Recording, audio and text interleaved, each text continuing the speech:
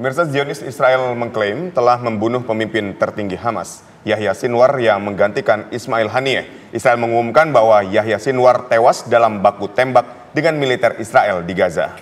Lantas bagaimana kondisi politik di Timur Tengah, pemirsa, setelah Israel kembali membunuh pemimpin Hamas? Mengapa PBB, Amerika Serikat, dan Rusia tak berdaya menghadapi kekejaman Israel? Sudah hadir bersama kami ada pakar hukum internasional, yaitu ada Prof. Hikmahanto Juwana, dan juga pakar Timur Tengah, Mbak Dina Sulaiman atau Ibu Dina Sulaiman. Selamat sore semuanya. Selamat sore. Selamat sore, Mas Aditya, ya.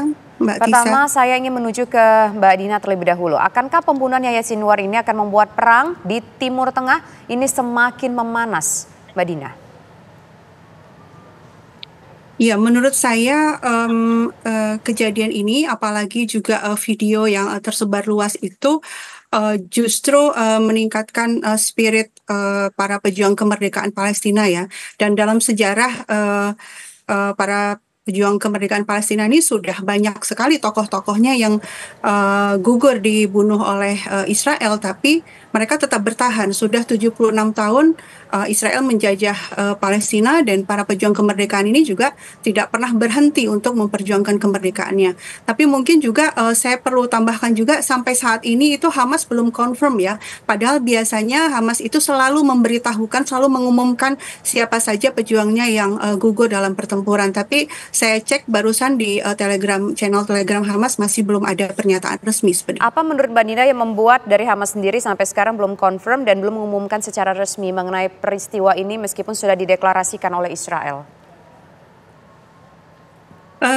Ya, ini kemungkinan tentu saja saya tidak mengetahuinya dengan pasti, tapi yang pertama pernyataan bahwa Israel sudah membunuh tokoh-tokoh Hamas itu sudah berkali-kali ya. Yahya Sinwar juga sebelumnya juga berkali-kali diberitakan tewas, tapi kemudian ternyata tidak. Nah, kedua kemungkinan ya menurut saya ada ada putusnya jalur komunikasi mungkin karena situasinya sekarang semakin memburuk sehingga informasi yang terjadi di lapangan itu masih nggak lancar informasinya ke juru bicara Hamas Abu Ubaidah. Kemungkinan seperti itu sehingga mereka masih menunggu, apalagi juga pihak Israel sendiri mengklaim jasadnya itu dibawa ke Israel, sehingga berarti kan jasadnya tidak ada gitu ya yang bisa dikonfirmasi oleh pihak Hamas sendiri. Mungkin itu perkiraan saya seperti itu. Baik, kita ke Prof. Hikmahanto. Prof. Hikmahanto, meninggalnya Yahya Sinwar ini kan menjadi sebuah prestasi besar setelah sebelumnya Ismail Haniyeh juga dibunuh oleh Israel. Nah, Anda melihatnya apakah ini akan mengakhiri perang atau justru akan membuat perang ini semakin berkecamuk di Gaza, Palestina? Ya, sebenarnya 3 target dari yang dikehendaki oleh Perdana Menteri Netanyahu itu paling tidak 2 sudah tercapai. Pertama adalah mastermind, kalau memang benar Yahya Sinwar memang terbunuh gitu ya. Mastermind dari tanggal 7 Oktober itu sudah didapat.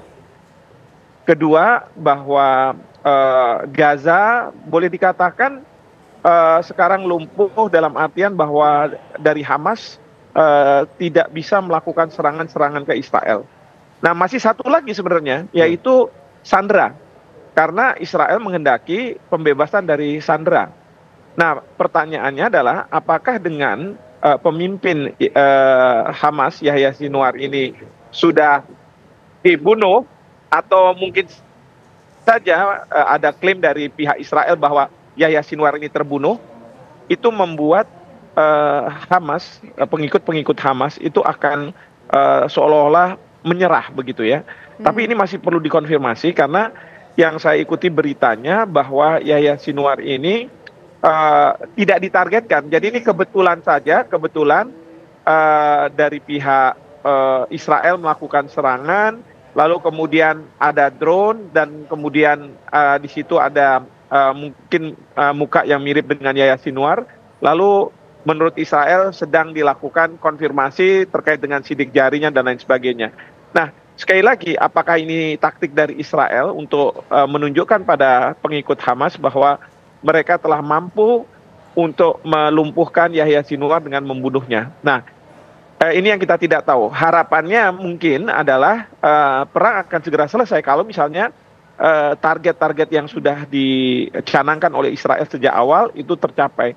Hanya saja Israel juga sudah mengkonfirmasi bahwa pada waktu Yahya Sinwar ini ditemukan itu tidak ada para sandera yang ditemukan di situ. Jadi Israel saya yakin masih mau mencari sandera ini. Sebelum sandera ini dibebaskan, maka dia tidak akan melakukan penghentian terhadap serangan. Seperti itu. Ya, sekarang saya ingin menuju ke Mbak Dina. Mbak Dina, apakah mungkin memang bisa saja kematian Yahya Sinwar yang wafat diklaim oleh Israel ini membuat semangat dari pejuang Hamas menjadi lemah dan perang bisa berakhir? Atau justru sebaliknya, ini menimbulkan kemarahan yang luar biasa karena Israel sudah mengklaim membunuh 2 orang petinggi mereka dalam waktu yang hampir berdekatan? Kalau saya lebih setuju dengan perkiraan bahwa ini justru akan meningkatkan moral mereka ya. Apalagi terbukti ya bahwa Yahya Sinwar itu gugurnya di garis depan, berarti dia itu pemimpin yang betul-betul ikut berperang, bukan seperti yang dituduhkan oleh Israel dan para pendukung Israel selama ini. Kan yang dituduh itu Yahya Sinwar itu hidup kaya raya, dia bersembunyi di tunnel dan lain-lain. Ternyata kan terbukti ini ya, kalau video itu valid, itu kan membuktikan dia betul-betul bersama pasukannya membela tanah airnya. Justru itu malah memunculkan gelombang baru rekrutmen, saya pikir ya, rekrutmen orang-orang yang ingin bergabung dengan Hamas dan terus memperjuangkan kemerdekaannya. Dan kalau kita lihat, tadi sudah saya singgung, selama ini 76 tahun perjuangan tidak pernah berhenti meskipun silih berganti pemimpin perjuangan di Palestina itu dibunuh oleh Israel. Itu menunjukkan bahwa terbunuhnya tokoh dalam sebuah perjuangan itu tidak akan menghentikan perjuangan. Dan saya pikir sebuah organisasi yang memang betul-betul di garis depan dalam perjuangan itu sudah memikirkan suksesi. Jadi mereka sudah tahu bahwa setiap saat pasti pemimpinnya akan terbunuh, sehingga selalu ada antisipasi siapa nanti yang akan naik setelah pemimpin yang satu tumbang, akan muncul lagi pemimpin yang baru, sehingga saya pikir masih akan berlanjut perjuangan yang dilakukan oleh orang-orang Palestina. Dan terkait gencatan senjata, saya pikir justru kejadian ini, kalau betul Yahya Sinwar gugur, ya itu tekanan buat Israel untuk gencatan senjata. Karena sebenarnya gencatan senjata itu kan tuntutan yang diminta oleh Hamas dan kemudian juga disetujui oleh PBB dalam resolusi 2735 ya bulan September yang lalu. Itu tuntutannya persis seperti tuntutannya Hamas kan, yaitu Israel menghentikan serangannya ke Gaza, Israel menarik pasukannya dari Gaza, sandera, pertukaran sandera. Jadi bukannya Hamas tidak mau melepas sandera, tapi inginnya pertukaran sandera, karena ada hampir 10.000 orang Palestina sekarang ada di penjara-penjara Israel. Nah, Hamas tuh pengennya ditukar gitu. Sementara Israel kan menginginkan satu pihak saja. Pokoknya sandera Israel saja yang dilepas. Nah, ini makanya masih belum ada sepakat. Nah, yang keempat tuntutannya adalah membuka perbatasan Rafah supaya bantuan kemanusiaan bisa masuk. Nah, sekarang Israel sudah yang di awal perang mengatakan ingin mengalahkan pimpinan Hamas. Sekarang kan berarti sudah tercapai. Kalau ini betul terjadi, berarti dia nggak punya alasan lagi ya untuk tidak menyetujui gencatan senjata yang didorong oleh PBB, dan sebenarnya itu juga sejalan dengan yang diinginkan oleh pihak Palestina. Baik, kita ke Prof. Kalau memang benar klaim yang dinyatakan Israel bahwa Yahya Sinwar ini tewas dalam baku tembak di garis depan, Presiden Amerika Serikat Joe Biden ini bicara tentang peluang perang di Gaza ini bisa diakhiri setelah tewasnya Yahya Sinwar, seperti yang diklaim oleh Israel. Anda melihatnya apakah akan seperti apa yang dikatakan Joe Biden ini? Ya, ini yang tadi seperti Mbak Dina sampaikan ya, ada dua kemungkinan bahwa seperti disampaikan oleh Mbak Dina, bahwa ini justru menambah semangat militansi dari para pengikut atau pejuang Hamas, ya, dan sudah ada regenerasi. Atau yang satunya lagi kayak masa-masa lalu, di mana seseorang itu mengatakan saya menang perang melawan lawannya, itu dengan menunjukkan bahwa ini saya sudah berhasil untuk membunuh pemimpinnya, bahkan membawa kepala dari pemimpin itu. Nah, ini yang mungkin Presiden Joe Biden atau Perdana Menteri Netanyahu ingin menyampaikan kepada publik, bahwa kepada masyarakat internasional, bahwa perang ini akan selesai karena inisiator dari serangan 7 Oktober itu sudah ditewaskan. Tapi sekali lagi, ini kan harus dikonfirmasi ya. Jangan sampai ini merupakan sandiwara dari pihak Israel yang seolah-olah Sinwar sudah ditewaskan dan kemudian harapannya adalah para pengikutnya, para pejuang Hamas akan melemah dan kemudian mereka akan menyerah dan kemudian akan menyerahkan para sandera. Nah, ini taktik di lapangan yang tentunya kita harus menunggu seperti itu. Oke, dengan kondisi seperti ini, bagaimana kemudian Mbak Dina, secara geopolitis konflik yang berada di Timur Tengah saat ini, apakah memang betul akan mereda seperti yang disampaikan Joe Biden tadi atau justru ini semakin meluas? Karena kan kalau kita lihat bahwa perang ini bukan hanya di Gaza saja, tapi juga sejumlah negara-negara Timur Tengah lainnya. Saya pikir kuncinya di Israel dan Amerika ya. Kan sebenarnya yang tidak mau berdamai itu Israelnya kan gitu ya. Sementara dari pihak Hamasnya sejak hari pertama itu sudah mengatakan yang kami inginkan hanya pertukaran sandera. Kemudian juga Hizbullah sejak tanggal 8 kan mulai itunya 8 Oktober mulai melakukan serangan terhadap Israel, itu juga mengatakan serangan kami akan berhenti kalau Gaza tidak diserang lagi. Kita lihat bagaimana Yaman ya, Ansarullah Yaman itu membantu Gaza dengan cara memblokade Laut Merah supaya logistik ke Israel terhambat. Itu juga mengatakan kalau Israel menghentikan serangannya kami buka lagi Laut Merah. Jadi artinya situasinya sekarang menunggu Israel mau tidak menyelesaikan perang ini. Sementara Amerika Serikat yang berkali-kali mengatakan kami tidak ingin perang meluas, kami tidak ingin ada perang regional, tapi di saat yang sama juga masih meneruskan bantuan militernya kepada Israel. Saya pikir ini yang titik ini yang perlu diperhatikan ya, sehingga narasi atau seruan-seruan publik itu ya ke arah Israel dan Amerika ya. Berhentilah untuk melakukan serangan kepada orang-orang tak berdosa di wilayah-wilayah Timur Tengah, di Lebanon, di Suriah, di Palestina. Baik, jika klaim kematian dari Yahya Sinwar ini merupakan strategi dari Israel, apakah ini dapat melemahkan semangat juang dari Hamas? Kita akan bahas usai jeda, tetaplah bersama kami.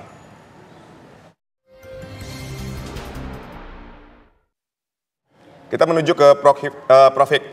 Ketika kita misalnya melihat bahwa ini kan klaim yang baru sepihak nih, baru disampaikan oleh Israel, bahkan di Telegram Hamas sendiri belum ada berita atau keterangan soal kematian dari Yahya Sinwar. Apakah ini merupakan strategi dari Israel untuk dapat menaklukkan Hamas atau justru sebaliknya, kaderisasi yang berjalan di Hamas ini justru akan melahirkan seorang Ismail Haniyeh dan Yahya Sinwar baru? Bisa jadi ini strategi dari Israel ya, karena kita tahu bahwa perang ini Israel pun tidak tahu kapan harus dihentikan. Karena kalau misalnya istilahnya mengikuti kehendak dari Perdana Menteri Netanyahu, ini nggak akan selesai. Dan Amerika Serikat sekarang menurut saya itu sudah mempressure Israel agar segera menghentikan. Karena apa? Tidak hanya masyarakat dunia mengecam tindakan Israel, tapi juga mengecam tindakan Amerika Serikat yang seolah-olah membenarkan tindakan Israel, ya. Terutama sekali waktu ada serangan ke pasukan perdamaian. Nah, jadi di sini Israel mungkin berpikir bahwa kita harus menghentikan, tapi menghentikannya ini gimana caranya? Nah, salah satu caranya adalah untuk mengatakan bahwa Yahya Sinwar sudah tidak ada dan yang bersangkutan ini adalah pihak yang mengorkestrasi serangan ke Israel, dan kemudian tinggal sekarang adalah bagaimana Israel bisa mendapatkan sandera-sandera itu.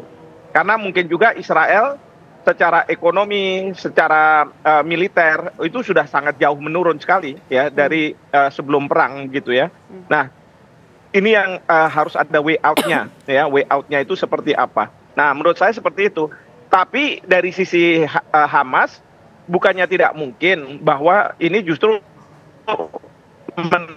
mempertebal militansi mereka untuk melakukan serangan ke Israel. Dan yang perlu diperhatikan adalah dari Iran, ya, karena ini kan proksi semua dan ujungnya adalah Iran. Nah, bagaimana nanti Iran bersikap? Tapi saya rasa Iran pun akan menunggu hasil forensik dari pihak Israel terhadap jasad dari yang mereka klaim sebagai Yahya Sinwar. Kalau memang benar adanya, ya sudah, berarti mungkin saja mereka melakukan serangan. Tapi kalau misalnya tidak, ya mereka akan mensupport siapapun yang ada di lapangan, termasuk Yahya Sinwar mungkin masih hidup dan kemudian melawan Israel, mereka akan dukung. Seperti itu. Ya, Prof, ini kalau kita lihat kan ini perjalanan panjang perang ini, Prof. Puluhan ribu orang selama dalam kurun waktu 1 tahun belakangan ini sudah meregang nyawa akibat serangan dari Israel. Sejumlah petinggi-petinggi dari Hamas pun juga sudah dihabisi oleh Israel. Tapi tampaknya negara-negara kuat seperti Amerika Serikat, PBB, tampaknya tidak bisa berbuat banyak, tidak bisa melakukan apa-apa, Prof. Ya, jadi kalau misalnya dalam perang itu ada istilah point of no return. Jadi kalau kita sudah melancarkan suatu serangan dan itu sudah katakanlah di tengah-tengah, itu nggak mungkin kembali lagi. Karena apa? Dengannya kembali, Israel misalnya kembali, dia akan dikatakan oleh dunia bahwa dia kalah. Dia nggak mau. Dia harus menyelamatkan mukanya. Nah sekarang masalahnya adalah kapan ini harus selesainya? Kan harus ada patokan. Amerika Serikat juga mengatakan seperti itu. Dan dia tidak menghendaki terjadinya eskalasi perang terbuka terutama antara Israel dengan Iran. Kita tahu terakhir kan Iran menyerang Israel, tapi sekarang sampai hari ini yang saya pantau, Israel masih belum membalas serangan dari Iran. Ya walaupun mereka menjanjikan itu. Nah ini artinya apa? Di behind the scene, di belakang ini, sebenarnya sudah terjadi nih pembicaraan-pembicaraan. Di satu sisi perang mungkin harus diselesaikan. Kedua, Israel harus dimukakan mukanya harus diselamatkan. Dan kemudian yang ketiga, bahwa Amerika Serikat akan masuk dan kemudian ya melakukan upaya yang seolah-olah mendamaikan dan lain sebagainya. Tapi sebenarnya sudah didamaikan di belakang ini. Nah, ini yang dugaan saya upaya bagaimana menyelamatkan muka Israel. Ya, karena Israel tidak mungkin dia tiba-tiba mundur ya karena terus kemudian dianggap bahwa perang sudah dimenangkan oleh pihak pejuang Hamas yang selama ini bertahan. Ini kan kayak perang gerilya. Ya, kita ingat Amerika Serikat ketika dia mundur dari Vietnam karena adanya serangan-serangan gerilya dari Vietcong begitu. Itu kan membuat malu juga Amerika Serikat. Nah, mungkin Israel tidak mau dalam posisi itu. Sehingga cerita bahwa adanya Yahya Sinwar yang ditewaskan ya. Karena menurut saya curiga karena kalau Israel itu pasti dia punya persisi. Jadi kalau dia menghendaki ada orang tertentu yang akan dia bunuh, katakanlah gitu, yang akan dia serang, dia akan harus tahu ada di mana. Cerita nggak? Karena kebetulan gitu ya. Saya kok tidak yakin gitu ya kalau itu semua karena kebetulan.